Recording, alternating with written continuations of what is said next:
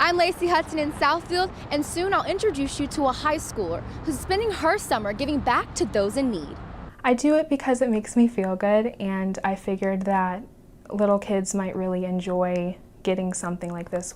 These sandbags are temporarily solving the problem with flooding. However, residents are still looking for that permanent solution. Reporting on the east side, Lacie Hudson, Local 4. It's been a great second day at the Detroit Lions training camp. We got some insight from players, and the fans are so excited. The leasing office behind me used to be a place where residents were encouraged to come in, pick up a package, ask a question, or even get a cup of coffee. But due to the coronavirus, a lot has changed, forcing management to reevaluate how this operation will be operated. You can stream these movies on Disney Plus and continue the conversation at home. I'm Lacie Hudson reporting live from my home, and that's entertainment this week. Back to you, Sade, in the studio. Lacie Hudson reporting from Royal Oak. I'm Lacie Hudson, just outside of campus in downtown East Lansing.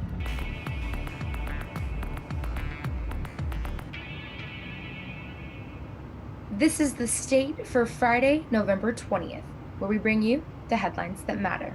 I'm Lacie Hudson. As COVID-19 numbers skyrocket across the state, Michigan Governor Gretchen Whitmer said in a press conference Thursday that bipartisan and congressional support is needed to help those continuing to be impacted by the coronavirus. With new COVID-19 restrictions in effect Wednesday, closing indoor dining at bars and restaurants, in-person learning for high schools, colleges, and universities, and other recreational activities, Whitmer called on the federal government to provide the necessary support to protect vulnerable families, frontline workers, and small businesses.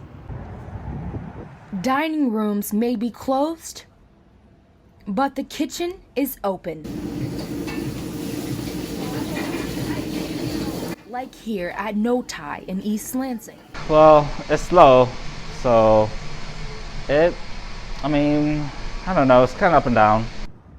The coronavirus has forced many local restaurants in the heart of East Lansing to close down, and signs like these cover the city's storefronts. The Michigan Department of Health and Human Services has updated the requirements for indoor gatherings as a result of an increase in COVID-19 cases.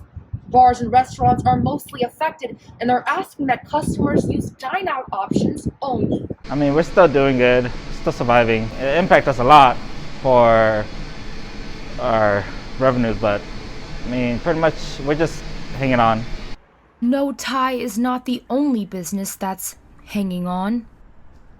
The business is awful right now. There's less people coming, and then we lost customers just because of COVID.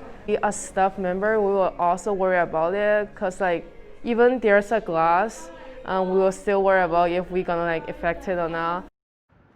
Masking up and carrying out are just a few things we can do. I think it's going to be a financial hit no matter what you do. There's not much you can do, but we still have to prioritize human life over that.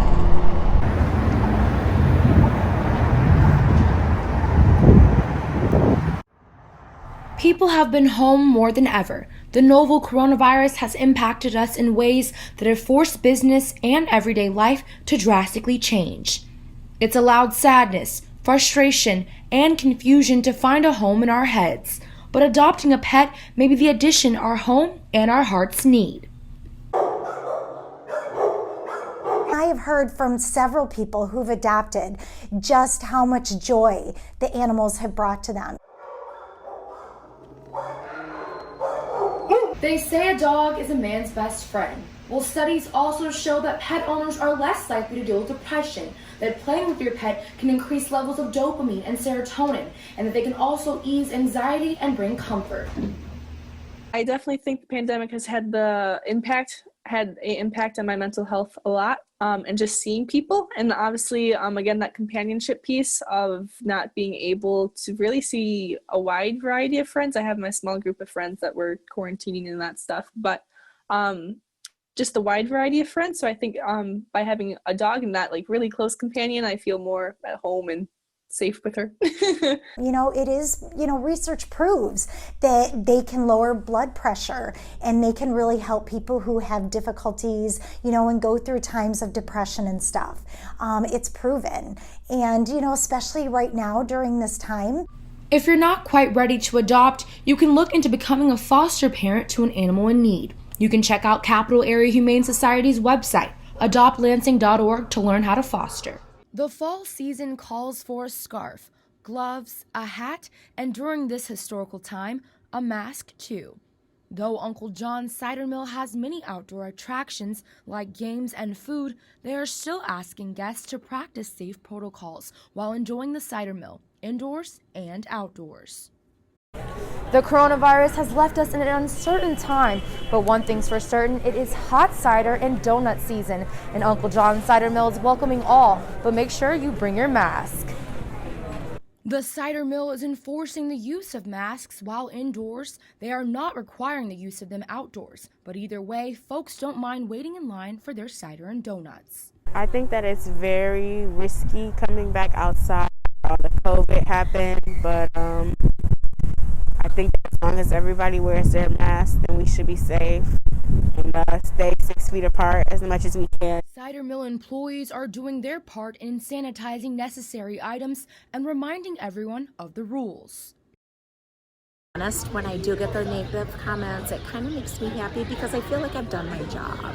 We've put our foot down. We're very just, this is what we're doing. This is what we believe in. This is what we're asked to do. So if you want to come to Uncle John's, we require a mask. If you're entering our buildings, if you're coming up upon other people, if you're way out in open space, fine. You're seated with your party, that's okay. But don't just come here and give everybody a hard time because you don't want to wear one. Like, who wants to wear a mask, right? Despite any backlash the family-owned cider mill has received for their mask requirement, they are sticking to what's best for the safety of their guests. Well, I'll see you guys next time on KWNN. I'm Lacie Drake, and remember to say it loud and say it proud.